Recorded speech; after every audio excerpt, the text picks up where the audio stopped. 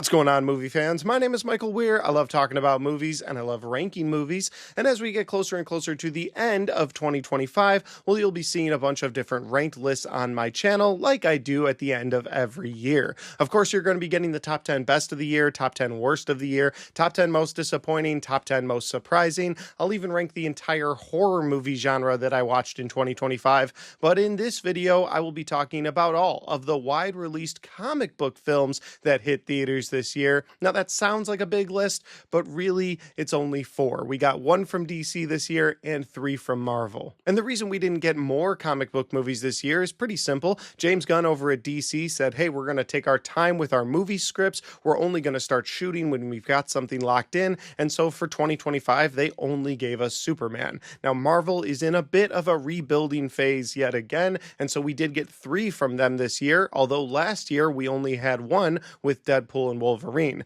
And then one of the big comic book movie players over the last couple of years just completely didn't release anything, and that of course would be Sony. I'm grateful for that though, because last year all of the Sony comic book films were terrible, with Madam Web, Venom, and Kraven the Hunter. And after they made those 3 movies, and all 3 movies bombed both financially and critically, Sony said we're going to pump the brakes on our anti-hero universe, and we're going to solely focus on Spider-Man. So next year we're getting a Spider-Man film from Marvel. We're getting a Spider-Man noir TV show, which I'm very excited about because it's Nicolas Cage playing Spider-Man, and we might even get the next Into the Spider-Verse movie next year, or maybe not. Maybe it'll be another 5 years. The point I'm making is that Sony stepping away from their anti-hero universe that they were building just kind of took several movies off of the release slate, and so we only ended up getting 4 films in the comic book movie genre this year. But I have been ranking the comic book movie genre for the last couple of years, and this year will be no different. So while this will be a little bit shorter, since there's only 4 movies to talk about, I appreciate you guys watching this, and I look forward to next year where we'll get even more comic book movies. But you guys know this is never just about my ranked list, it's about yours as well. And so I'd love to know all of the comic book films that you had a chance to see in the year 2025 and how you would rank them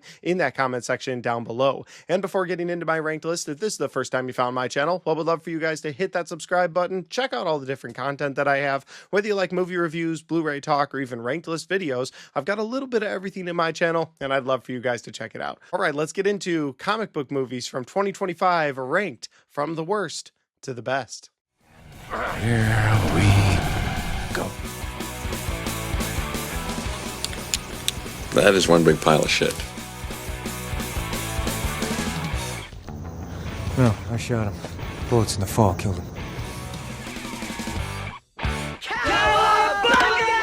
Starting off this list at number 4, we have Captain America: Brave New World. This film would of course be the first time we would see Anthony Mackie as Captain America on the big screen, and this movie isn't necessarily a horrible movie. It's not the worst movie in the MCU, but it did feel very disjointed. And what I mean by that is there were reports that this movie was filmed and ready to go, but it had a very different plot. And then when that movie went to testing, Marvel decided to make some changes, cut out full plot points from this movie and reshoot a bunch of different things that would delay this film. And then when we finally got the finished project, it did feel like 2 different movies that were smashed together. On the positive side, I did like the idea of there being a Red Hulk within the MCU, plus Hulk having the super soldier serum inside of him, and Captain America typically having the super soldier serum inside of him kind of works together, so I could understand where they could put a Hulk inside of a Captain America film. But the next issue I had with this movie is that Anthony Mackie's version of Captain America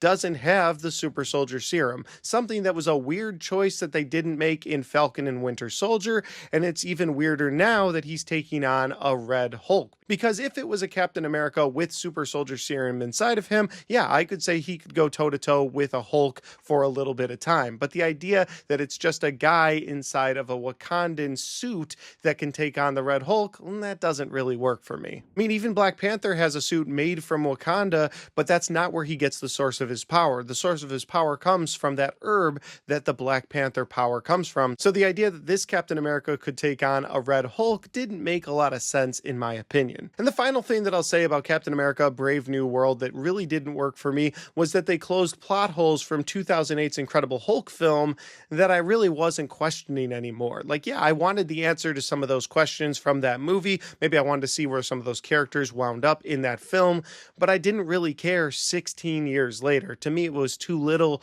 too late on answering those questions, and this was the wrong movie to do it in. So at the end of the day, Captain America Brave New World, like I said, it's not the worst movie in the MCU, but it did feel extremely disjointed, and it definitely didn't get the MCU off onto the right foot in 2025. Coming in at number 3, we have the Fantastic Four First Steps film. This movie, of course, is the first time we would see Marvel's first family in the MCU. I was very excited to check this movie out, and I thought the casting for the new Fantastic Four was really fun, and I loved the addition of Galactus. Galactus, of course, is one of the biggest threats to the entire MCU, so bringing him into this film got me very excited, and I will say that anytime Galactus was on the screen, well, I was locked into this movie. I thought he completely stole the show. On the negative side of this movie, it is an origin story, and it does take its time getting to where they want you to be. Once you get there, once you understand what the idea of this film is, what Galactus really wants,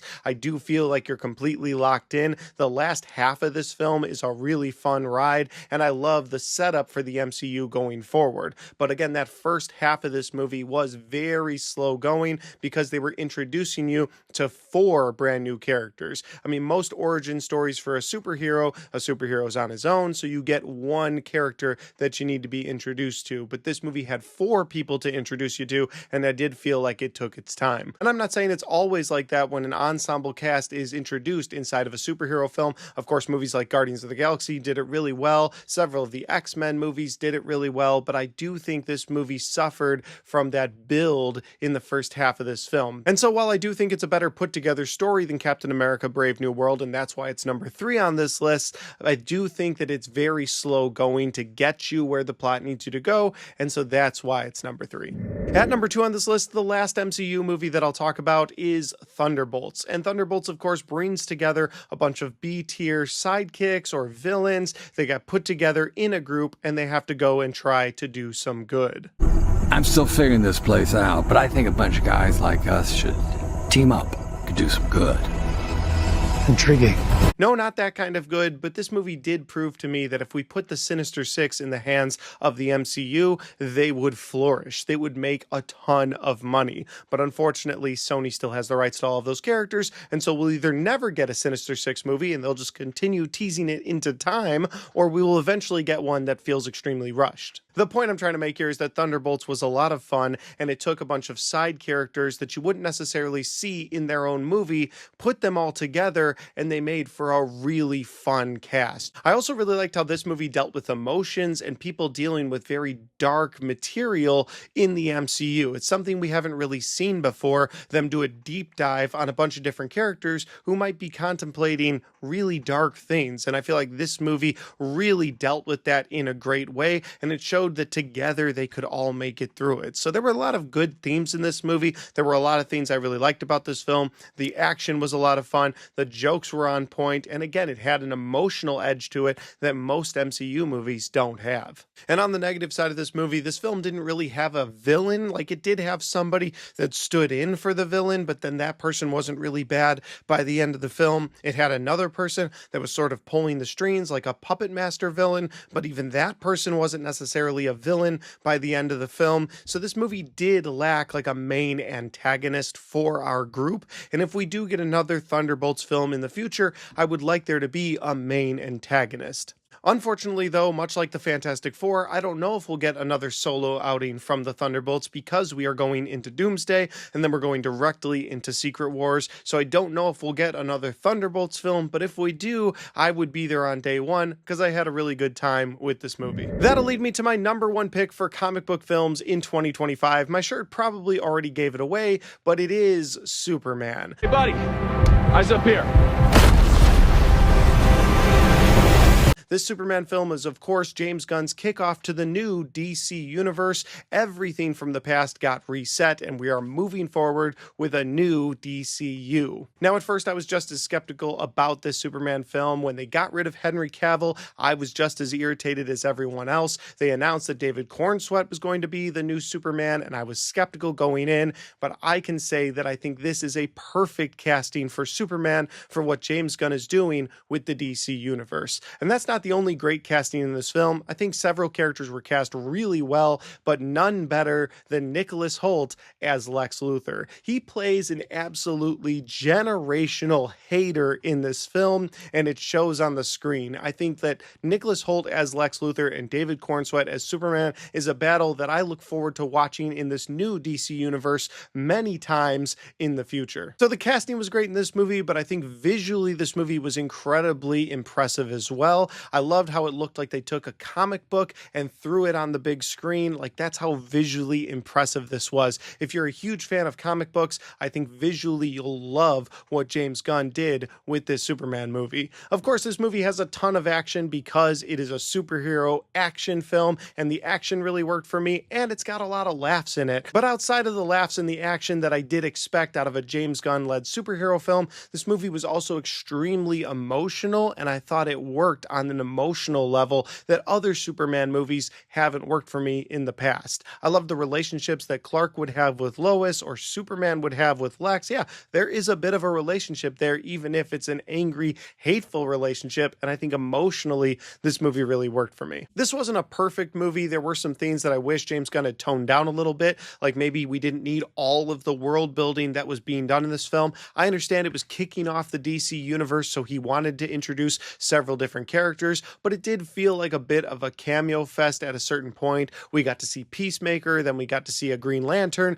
we got to see Hawkgirl, we got to see Mr. Terrific. It was just so much they crammed into this film, and that's a problem that the DC universe has had in the past. But overall, I still had a great time with Superman. It's my favorite comic book film of 2025. I really look forward to Man of Tomorrow, which is the next sequel film to this movie, where you might have Superman and Lex Luthor teaming up against Brainiac. Again, whatever James Gunn is doing with the DCU, I trust, and I look forward to the DCU going forward. And guys, that's my ranked list of all 4 comic book films that I saw in theaters this year. Did you guys have a chance to see all these movies? If you did, let me know your ranked list in that comment section down below. And finally, guys, if you like this video, don't forget to hit that like button, because it helps the video, it helps the channel, and it helps me right here. Thanks for watching, and I'll see you next time.